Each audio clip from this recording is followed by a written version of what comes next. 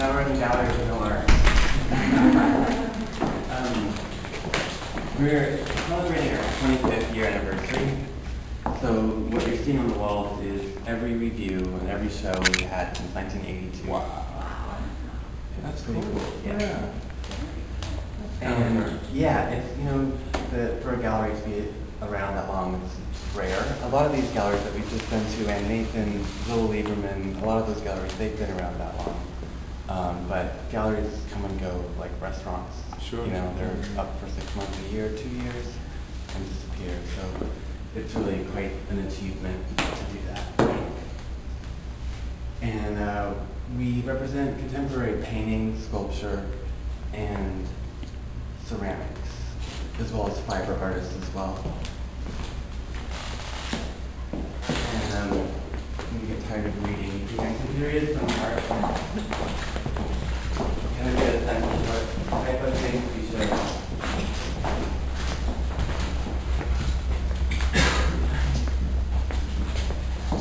We have I think a more open focus than most galleries. When we were, you know, Andrew Bay was something actually he was referring to. He was saying that he represents 10 people, and that's it. And that's pretty rare. Most galleries represent between 20 to 40 artists. And so he has a very specific focus, only Asian artists and just a few people that he works very closely with. And Nathan, the second gallery we went to, obviously they have more artists that they represent, but the focus of the gallery is really specific. It's for the most part figurative work, and even within that, it all has a sort of similar feel. It's gorgeous, heavy, thoughtful work. And then going to J. Addington, you can see a sort of trend in the things that they represent there. A lot of encaustic work, sort of an abstracted realism that they have there.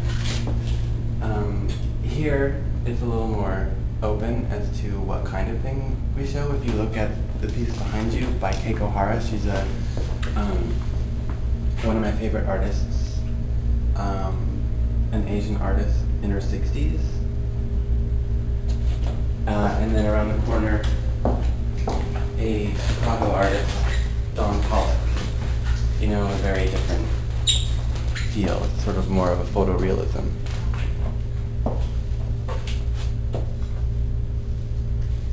But both of the works are up to the same sort of level of quality and skill level, and you know, a sort of accomplishment. It's all sort of very mature work.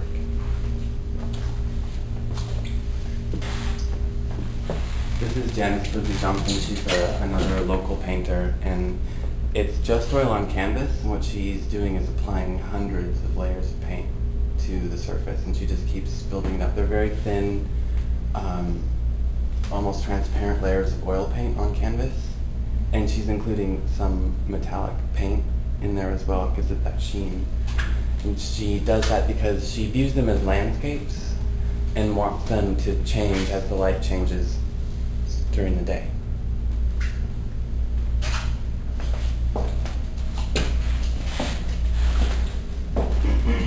And they do some great examples of the ceramic artists and fiber artists that we represent. A lot of these are extremely well-known people, some of the best that there are in ceramic world. Toshiko Takeezu, she's in her mid-80s now, and I mean, she's Japanese, raised in Hawaii, and the state of Hawaii actually declared her a state treasure. She just received a Lifetime Achievement Award from the New York School of Art and Design. And she's really was one of these people who's been making this beautiful work for 50, 60 years, and really took ceramics out of utilitarian objects and turned it into artwork. Along with Peter Voulkos, who's another one of those people that they consider a sort of father of contemporary ceramics. Just really quickly, we'll go downstairs. There's another piece by Keiko Hara that's pretty amazing.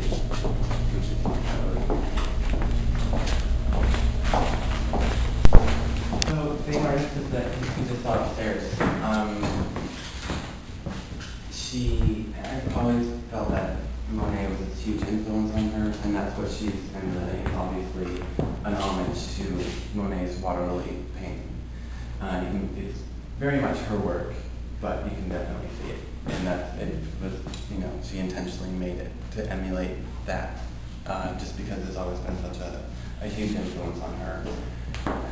So what she did was, she has a studio out in Walla Walla, Washington. She has an airplane hangar as a studio. It's pretty cool.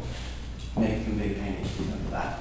But this is actually done in New York. She went on sabbatical to New York, took a studio in Brooklyn, and went and visited the water lily painting in the museum several times a week for about 6 months while she was making this piece.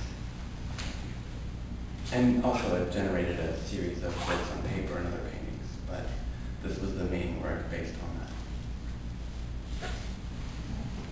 And what sorts of materials did she use? I think it's acrylic paint on canvas, but she's including a lot of drawing and a lot of collage. There's a lot of fabric collaged into the piece, a lot of photographs, there's images, and she's also including writing from, I think, almost every country.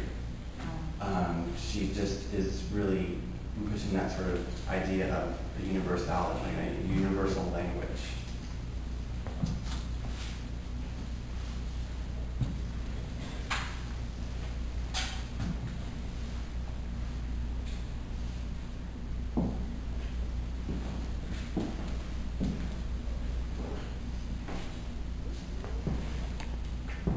So it's actually 3 pieces, right? It is, yeah. It was hard to